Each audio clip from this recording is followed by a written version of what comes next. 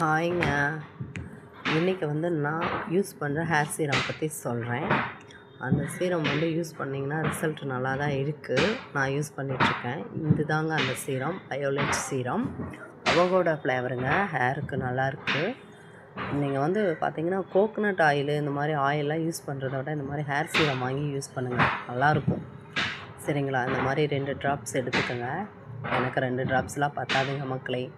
2 drops எடுத்துகிட்டு நல்லா கையில் நல்லா தேய்ச்சிக்கோங்க. தேய்ச்சிட்டு இந்த மாதிரி அப்ளை பண்ணிக்கோங்க.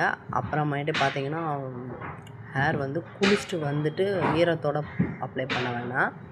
நல்லா காய விடுங்க. கொஞ்சம் ஒரு மாதிரி லைட்டான ஈரப்பதத்தோடு இருக்கும்போது அப்ளை பண்ணுங்கள்.